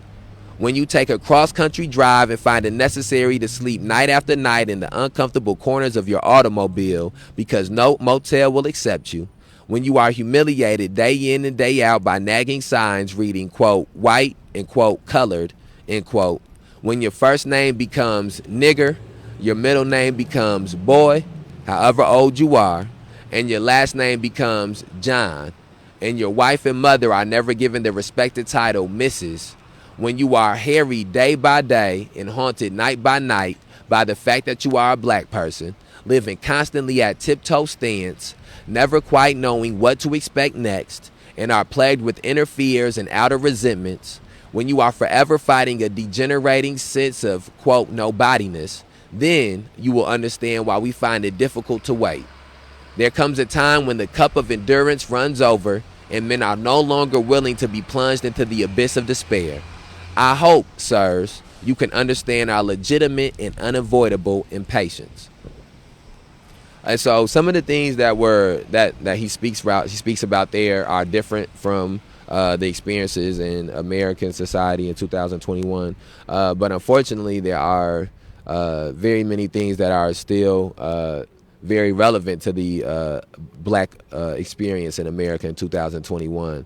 Uh, when you have seen vicious mobs lynch your mothers and fathers at will, you don't see the mobs doing the lynching as much anymore, but Ahmaud Arbery was lynched in the streets. Uh, Trayvon Martin was lynched in the streets by white vigilantes. Jordan Davis, I believe is his name, was lynched in the streets by white vigilantes. Jovan Fresco lynched in the streets by the Metro enforcement agents who are nothing more than rent-a-cop white vigilantes. When you have, so those things are still relevant. That statement's still relevant. When you have seen hate-filled policemen curse, kick, and even kill your black brothers and sisters, that's 100% still relevant. That was in 1963. In 1963, Dr. King was talking about police terrorism, and here we stand in 2021 where we have 15 memorials up of people who have died because of police terrorism, who have been killed by these hate-filled policemen, dating back from 2021, which is Faustin Guatigo was killed in 2021, and I think the furthest back we have is maybe early 2000s, at least on the polls. And we live in a city in which at least on average twice a year, whether it be an in-custody death or a police shooting, these things happen at least twice a year in the city of Rockford, Illinois, in the area of Rockford, in the area of Winnebago County. So that's still a relevant statement. And these are all statements. These are all statements, and why he is saying why black people in 1963 in Birmingham cannot afford to try to be patient, cannot afford to wait. Because of those things. And so here we sit in 2021, where at least two of the regions in which Dr. King was saying black people could not afford to wait in 1963 are still relevant and are still happening at a high regularity. And so that reminds us that we can't afford to wait in 2021 either. If they couldn't afford to wait 60 years ago, we definitely can't afford to wait 60 years later. And the problem has been too often that we have waited. The problem has been too often that we have been patient, and that patience has been used as a weapon against us, and that patience has been used as a weapon against injustice. When you see the vast majority of your 20 million black brothers and sisters smothering in an airtight cage of poverty in the midst of an affluent society. And that's still something that's 100% relevant. Jeff Bezos is about to fly off to space with his brother. From all this money that he's making, Amazon. They talked about all these different billionaires who made all this money in this pandemic, and we have children in this country that don't know where their next meal is coming from, and disproportionately black and brown children who don't know those things. We have black and brown children who don't have schools that have proper funding to get them properly educated. But we have a nation that can send people to space and send people to the moon, and can send a police force, the space force, to patrol the galaxy. But they can't make sure that a proper education is delivered to children in this country. So again, that's something that was being mentioned in 2021 that still has relevance. Something that was mentioned in 1963 that still has relevance in 2021. And it's a litany list of these things. I'm not going to go through each one of these sentences again, but there's a litany list of these things that were happening in 63 that still happen in 2021. Yeah, no, it's hot. It's a hot day. Hot day. You express a great deal of anxiety over our willingness to break laws. This is certainly a legitimate concern, since we so diligently urge people to obey the Supreme Court's decision of 1954 outlawing segregation in the public schools. At first glance, it may seem rather paradoxical for us consciously to break laws.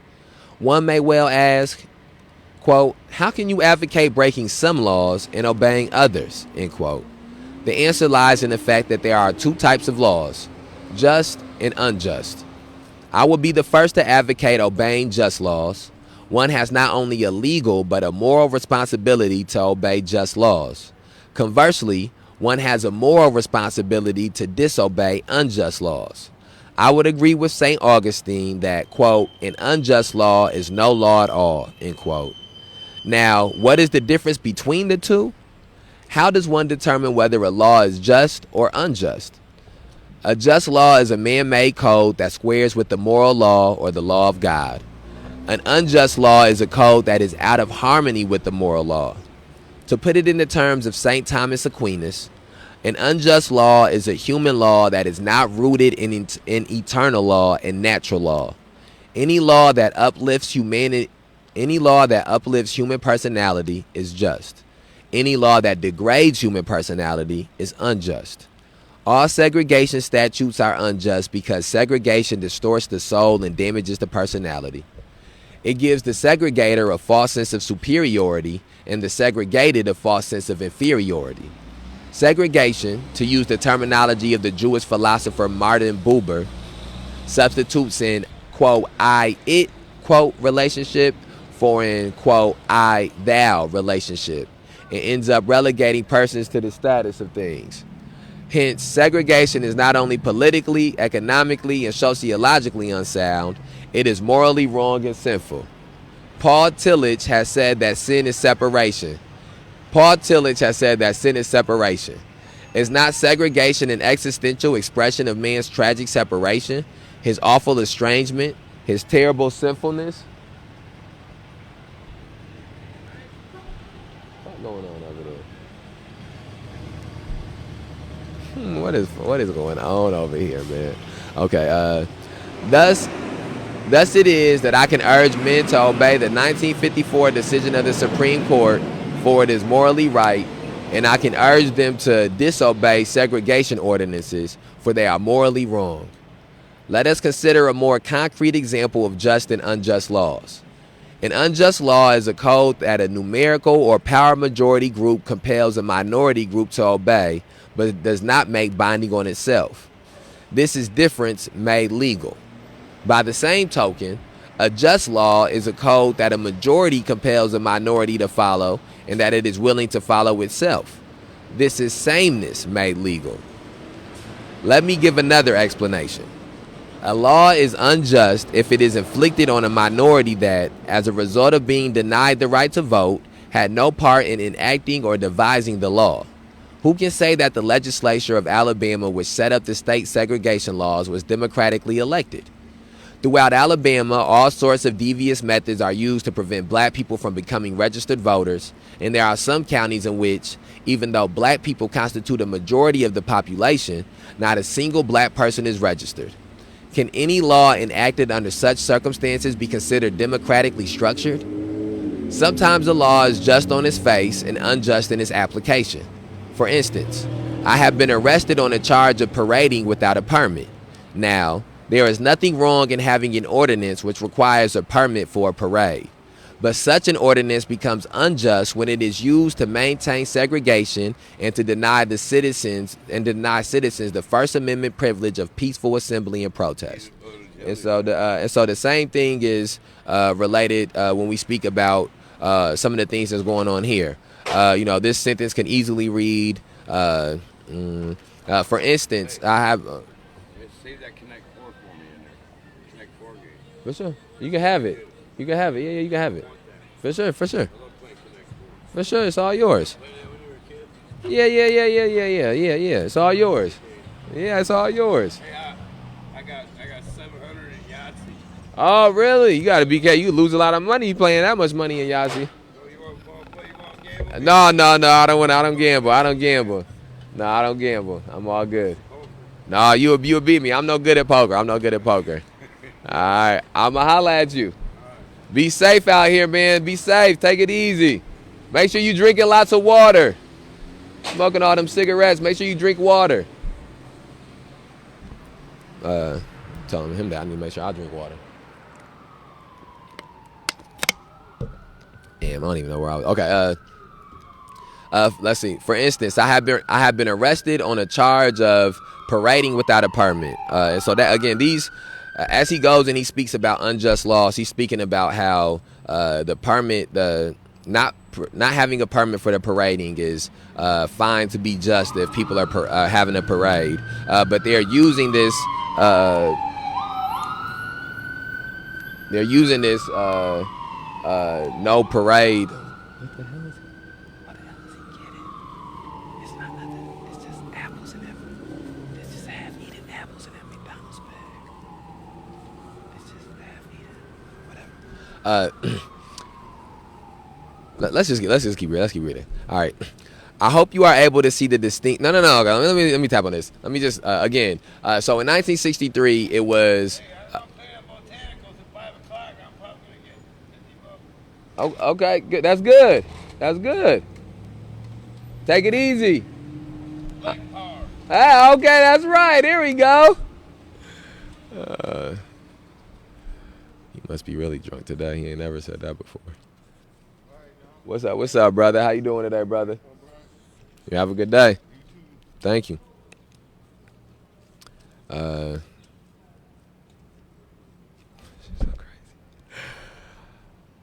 Parading without a permit. Okay, so these same tactics have historically been used, and so he's saying that the parading with a permit is unjust because they're trying to use it to limit his freedom of speech. And the same thing has happened where last week we were charged with criminal trespass, and let's for the sake of this argument, let's not get into whether criminal trespass should be a law or not. And let's say that okay, it is a law. It's a law. We agree that it's a just law to have a criminal trespass, so that way you can't have people in places, in private places that But okay, that's neither here nor there. The way in which they are using it is unjust. They use criminal trespass to try to limit freedom of speech. They use criminal trespass to try to keep people from protesting. And so that is what makes it unjust. Not that criminal trespass in itself is an unjust law, but the way they're applying criminal trespass is unjust. The same thing goes for disorderly conduct. It's not the fact that it's unjust to have a law against disorderly conduct. The fact comes into play when they're using disorderly conduct when people are protesting outside of public building, when people are protesting and trying to petition a government and trying to assemble. That's when we get into the place of these laws being executed unjustly and it being an unjust law. And so again, even though maybe the first two explanations of unjust and just laws may not directly correlate to the issues that are going on in Rockford, Illinois. As we get to this third one, as we get to this last example, that does directly correlate to what we're facing in Rockford, Illinois. And so again, as we're going through and reading these books, we don't want to just be going through and getting arbitrary information just to be able to say that we read it. We want to be able to read these pieces of literature and then come out of reading them with more understanding and with a better way to articulate our ideology and a better way to articulate our belief systems. And I believe that each time I've gone through any of these books, I have been able to get that from it. And I think that going through these books and reading through these books and then speaking, reading them aloud and then speaking about how they do correlate with what's going on in Rockford, Illinois, I believe that also helps to be able to articulate these things to other people and to become more educated from reading the book.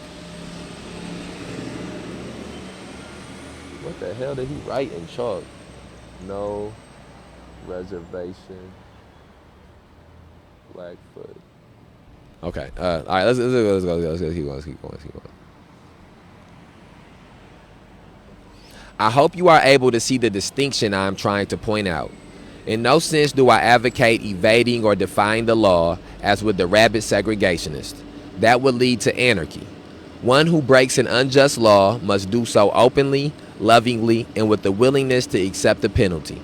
I submit that an individual who breaks a law that conscience tells him is unjust and who willingly accepts the penalty of imprisonment in order to arouse the consciousness of the community over its injustice is in reality expressing the highest respect for law. Of course, there is nothing new about this kind of civil disobedience. It was evident sublimely in the refusal of Shadrach, Meshach, and Abednego to obey the laws of Nebuchadnezzar on the ground that a higher moral law was at stake. It was practiced superbly by the early Christians who were willing to face hungry lions and the excruciating pain of chopping blocks rather than submit to certain unjust laws of the Roman Empire. To a degree, academic freedom is a reality today because Socrates practiced civil disobedience. In our own nation, the Boston Tea Party represented a massive act of civil disobedience. And this is one of the things that I point out to people all the time when they disagree with our tactics or disagree with our ideology or disagree with protests and demonstrations. If you go to church every Sunday, then you agree with these things. Shadrach, Meshach, and Abednego is a story that is regularly espoused in Christian circles. And then separate from that, if you believe in America, you're an American patriot, you believe in American history, and the Boston Tea Party is at the origins of this country, is at the genesis of this country. And so one of the problems too often has been that people are disagreeing with protests and disagreeing with demonstrations without fully understanding the origins of protests and demonstrations and how far back these things date, and how they even get to exercise the rights that they have now is because of people exercising these rights. The reason that they can exercise the freedom in which that they believe that they have now is because of people exercising their freedoms in ways of protesting and demonstrating earlier on in the history of this country. And also, that relates to just 1963. There were plenty of people who, whether black, white, or other, who disagreed with the things that Dr. King was doing. Now, again, because of how history works and because of how time works, Dr. King is looked at, his image has been Americanized, and they've used it for been propagandized, and so streets named after Dr. King and monuments for Dr. King in different places, and in different places, and so. But even in the time in which he was doing this, as you can see, there were people who were against him doing this. There were people who disagree with him doing these things. Okay. We should never forget that everything Adolf Hitler did in Germany was, quote, legal, end quote, and everything the Hungarian freedom fighters did in Hungary was, quote, illegal, end quote. It was, quote, illegal, end quote. I don't think I'm supposed to be doing it. I'm going to stop with the end quote shit. It was illegal to aid and comfort a Jew in Hitler's Germany. Even so, I am sure that had I lived in Germany at the time, I would have aided and comforted my Jewish brothers. If today I lived in a communist country where certain principles dear to the Christian faith are suppressed, I would openly advocate disobeying that country's anti-religious laws. I must make two honest confessions to you, my Christian and Jewish brothers. First, I must confess that over the past... I didn't even know it. I know. It's hot. It's hot. These probably felt good. No, I can't get in nowhere without a shirt. Oh, that's true. That's true. I got a bum bag for a shirt. That's shit. I got to buy one on the road. Okay. That stinks like shit. Oh, damn. You got to get a new one. I got so many fucking clothes. Okay. I'm going to get... gangster shit. All right. I'm going to holler at you. Have a good day. I'm going to holler at you. Be safe. Be safe. Oh, man. We outside. The pleasures of being outside. I must make two honest confessions to you, my Christian and Jewish brothers. First, I must confess that over the past few years, I have been gravely disappointed with the white moderate. I have almost reached the regrettable conclusion that the black people's great stumbling block in their stride toward freedom is not the white citizens' counselor or the Ku Klux Klaner, but the white moderate who is more devoted to, quote, order than to justice, who prefers a negative peace, which is the absence of tension, to a positive peace, which is the presence of justice, who constantly says, quote, I agree with you in the goal you seek, but I cannot agree with your methods of direct action. Quote, thank you. It's good seeing you. Thank you. Who paternalistically believes he can set the timetable for another man's freedom, who lives by a mythical concept of time, and who constantly advises the black people to wait for a, quote, more convenient season, end quote. Shallow understanding from people of goodwill is more frustrating than absolute misunderstanding from people of ill will. Lukewarm acceptance is much more bewildering than outright rejection. And I think that is exactly the place that we're at, in Rockford, Illinois, in 2021, where I believe that the problem is the problem is the shallow understanding from people of goodwill, as opposed to the absolute misunderstanding from people of ill will.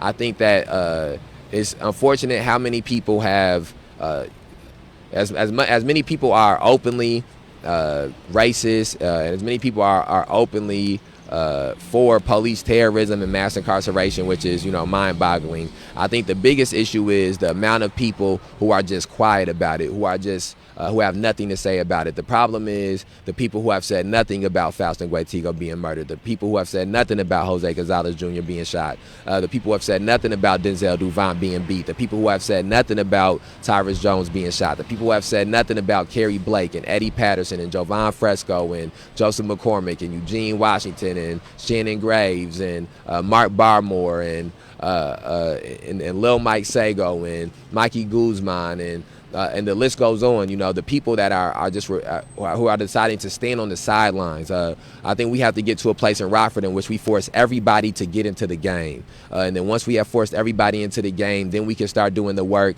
of trying to get people to be on different sides, of trying to get people to have different beliefs and to become more enlightened, to become more educated. But first we got to get everybody into the game. And I believe that protests and demonstrations do that. I believe that it's many people who walk up and down this sidewalk when chalk is down here. We got to get some more chalk down. We're going to do some more writing here soon.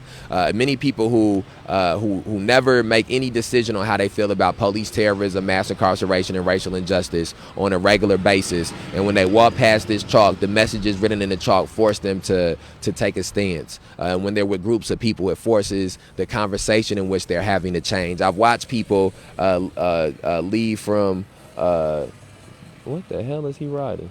I've watched people leave from Sisters Tide Cafe, or leave from Vintage, or leave from the office, or leave from these places down here and walk past City Hall, and I've watched as the tenor of their conversation changes when they see the sign of Denzel or the picture of Denzel. I've watched as the things that they're talking about in their conversation change as they see the messages written in the chalk in the sidewalk. I've watched as cars pull up and you can see the dialogue that they're having change, or the tension in the car change, or the energy in the car change as the people pull up to this red light and stop and they see pictures of Denzel on this trash can, or they see chalk written on the sidewalk, or they see people sleeping outside of City Hall, or sitting outside of City Hall, and in that moment, it forces people to choose. It forces people to pick, to insert themselves in the game and to decide where they stand at on these issues. And so yeah, let's continue on. Actually, let me get a bottle of water.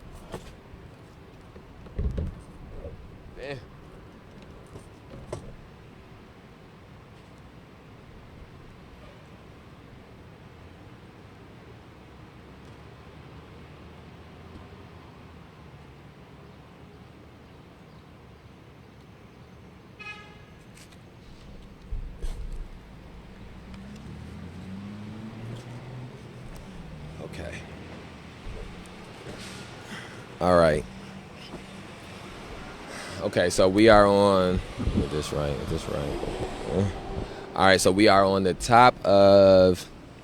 We're on the top of page 97. We're reading Why We Can't Wait. This chapter is entitled "Letter from Birmingham Jail." This is a book written by Dr. Martin Luther King Jr. in 1963. It's written by Dr. Martin Luther King Jr. and is detailing the Birmingham campaign of 1963. And again, we have the May 30th Alliance Community Library down here. Feel free, come down here and look into the library and get a book, check a book out. We got a couple of books that's out right now that people have came and gotten. We always keep these books out here, so feel free at any point in time to come down here and look through the books and grab a book. Okay. I had hoped that the white moderate would understand that law and order exists for the purpose of establishing justice, and that when they fail in this purpose, they become the dangerously structured dams that block the flow of social progress. I had hoped that the white moderate would understand that the present tension in the South is a necessary phase of the transition from an obnoxious negative peace in which the black people passively accepted their unjust plight to a substantive and positive peace in which all men respect the dignity and worth of human personality. Actually, we who engage in nonviolent direct action are not the creators of tension. We merely bring to the surface the hidden tension that is already alive. We bring it out in the open where it can be seen and dealt with. Like a boil that can never be cured so long as it is covered up, but must be opened with all its ugliness to the natural medicines of air and light, injustice must be exposed with all the tension its exposure creates to the light of human conscience and the air of national opinion before it can be cured. And so I want to sort of expound upon that. I say to people all the time that we didn't go to City Market and make the people at City Market racist. We didn't go to City Market and make Kathy McDermott racist. We didn't come to City Hall and make Tom McNamara racist. We didn't engage with the police and make the police start doing terroristic actions. We did not begin these things. These police officers have been engaging in terroristic actions historically since the beginning of the inception of this police force. The only thing that we did at City Market, the only thing we did at May 30th, the only thing we did at the Counter Back the Blue protest, the only thing that we've done at marches, the only thing that we've done with the Occupy City Hall is bring those terroristic actions to light, is to allow people to see those terroristic actions on camera on a regular basis instead of only hearing about them maybe randomly in a newspaper once a year, a couple times a year, or randomly on 13 or 23 a couple of times a year.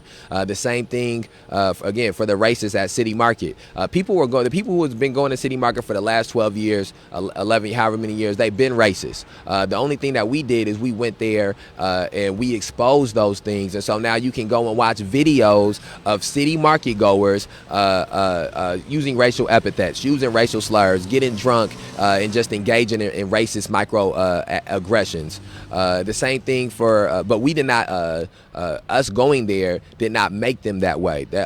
Same thing for Kathy McDermott and Tom McNamara and these individuals. Tom McNamara has always been a political racist. The only thing that has happened is we have shined light on his political racism. We have shined light on how when anti-blackness is politically advantageous to him, he engages in it. And when seemingly being pro-black is political advantageous to him, he engages in that as well. But we did not make him do those things. He was already that person. He was that person before he got here. The only thing that we've done is we brought that to the light. Whether we protested about Tyrus Jones or not, he was not going to say Tyrus Jones' name after he was shot. Whether we protested about Denzel Duvant or not, he was not going to say Denzel Duvant's name or mention Denzel Duvant being beat by these police officers. Whether we protested for Jose Gonzalez Jr. or not, he was never going to mention Jose Gonzalez Jr.'s name when he was shot by the police department. And so it's our job to not allow those things to be done secretly. It's our job to make sure that these receipts are continuously broadcast and that people don't have to go looking and researching to try to find those things. And so we're on page 98. Let's see. Back to page 98. And statement before it can be killed. All right. In your statement, you assert that our actions, even though peaceful, must be condemned because they precipitate violence. But is this a logical assertion? Isn't this like condemning a robbed man because his possession of money precipitated the evil act of robbery? Isn't this like condemning Socrates because his unswerving commitment to truth and his philosophical inquiries precipitated the act by the misguided populace in which they made him drink hemlock? Isn't this like condemning Jesus because his unique God consciousness and never ceasing devotion to God's will precipitated the evil act of crucifixion? We must come to see that, as the federal courts have consistently affirmed, it is wrong to urge an individual to cease his efforts to gain his basic constitutional rights because the quest may precipitate violence. Society must protect the robbed and punish the robber. And so again, to cross-reference this, to some of the issues that are going on in Rockford. That's the same thing when people say, and I've told people this multiple times. Well, we would go to City Market last year, and it's happened in some iterations this year. It would be people who would come up to me and say, "We just want to keep things peaceful. We don't want nobody to get arrested. We don't want any violence." And I would tell people all the time that we don't control that. We don't come out with any weapons. We don't come out with any riot gear. We don't come out with plans to detain people or with cuffs to detain people.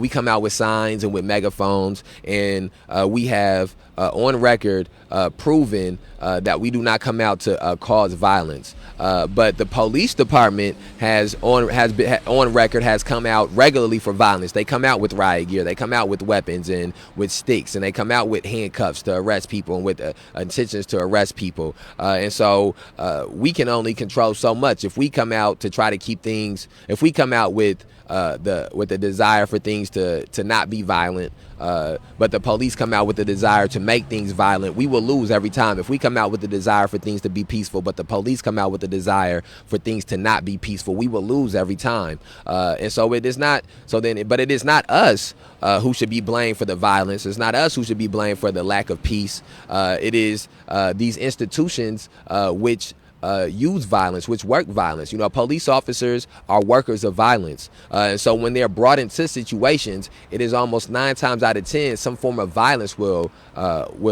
follow them. But you don't blame the people that are protesting for the violence that the police display. Bottom of page 98. I had also hoped that the white moderate would reject the myth concerning time in relation to the struggle for freedom. I have just received a letter from a white brother in Texas. He writes, quote, "All Christians know that the black people will receive equal rights eventually. But is it possible that you are in too great a religious hurry? It has taken Christianity almost 2,000 years to accomplish what it has. The teachings of Christ take time to come to earth." End quote. Such an attitude stems from a tragic misconception of time, from the strangely irrational notion that there is something in the very flow of time that will inevitably cure all ills. Actually, time itself is neutral. It can be used either destructively or constructively. More and more, I feel that the people of ill will have used time much more effectively than have the people of goodwill. We will have to repent in this generation, not merely for the hateful words and actions of the bad people, but for the appalling silence of the good people. Human progress never rolls in on wheels of inevitability. It comes through the tireless efforts of men willing to be co-workers with God, and without this hard work, time itself becomes an ally of the forces of social stagnation. We must use time creatively in the knowledge that the time is always right to do right. Now is the time to make real the promise of democracy and transform our pending national elegy into creative psalm of brotherhood. Now is the time to lift our national policy from the quicksand of racial injustice to the solid bedrock of human dignity. You speak of our activity in Birmingham as an extreme. At first, I was rather disappointed that fellow clergymen would see my nonviolent efforts as those of an extremist. I began thinking about the fact that I stand in the middle of two opposing forces in the black community. One is a force of complacency, made up in part of black people who, as a result of long years of oppression, are so drained of self-respect and a sense of somebodyness that they have adjusted to segregation, and in part of a few middle-class black people who, because of a degree of academic and economic security, and because in some ways they profit by segregation, have become insensitive to the problems of the masses. And I think that that's something that's important for us to hearken on. That is something that is still very relevant. When Dr. King says, few middle-class black people who, because of a degree of academics and economic security, and because in some ways they profit by segregation, have become insensitive to the problems of the masses. And so we live in a time in which, when we speak about police terrorism being an issue, we have to understand that there are a certain amount of black people who profit off police terrorism, and those officers who profit off police terrorism are going to be hindrances in us trying to end police terrorism. We have to understand that in 2000, because of how tokenism works and how token integration works. The same thing as far as mass incarceration. There are black people who profit off of mass incarceration. And since we have a percentage of black people who profit off of mass incarceration, they will be lethargic to the negatives that mass incarceration has on the black community as a whole. And so that we have to understand that that was an issue in 1963, just as it is an issue in 2021. And we have to, with understanding that, be able to articulate that to people, be able to explain to people that there will be black people who are enemies of ending police terrorism because they profit off police terrorism. There will be black people who are enemies of ending mass incarceration because they profit off of mass incarceration. There will be black people who are enemies of ending racial injustice because they are profiting off of racial injustice. To just use a quick analogy here, say that it's 1963 and you the only black dentist in town. But it's 3-4 other white dentists that are in town. But it's a county that's majority black. All the black people got to come to you for the dentist work, and so you are benefited by the fact that all black people got to come to you when they can't go to the white dentist. Now, does that mean that just because you are benefited by it means you want segregation to persist and continue? No, it doesn't mean just because of that you may want it, but that gives you insight on how somebody may be lethargic to changing that situation because they are profiting off of it. And the same thing goes for police terrorism. They are one of the things that one of the Metro officers said to me at the end of City Market last week was that he sent 2 of his kids to college by being a Metro officer, or by working in security or whatever in the security sector. And the same is to be said for multiple black police officers who have sent their kids to college and who have bought their homes and mortgages off of being police officers or state's attorneys, black state's attorneys, or black judges, or all of these different people who have fed their families and benefited and produced for their families off of these things. These are people who are going to be lethargic to these issues. These are people who, even sometimes more than being lethargic, who will be combative about these issues and protecting these issues. And so we have to understand that will be a hurdle we will have to climb. Every black person won't be for the ending of police terrorism. Every black person won't be for the ending of mass incarceration. Every black person won't be for the ending of racial injustice. But it's our job to be able to articulate to people why they're not. So that way if we have a white person who is for the ending of police terrorism, mass incarceration, and racial injustice, and they're having a debate or a dialogue with the black person who is not for the ending of those things, which again, we've detailed why they will not be, why they may not be, so that way they can properly articulate why this person is not for the ending of it. So that way that they can articulate to the people who are paying attention, who are listening, who are still impressionable, why this person has this state of mind, and why that state of mind is negative for the collective of black people. But here, let's get back.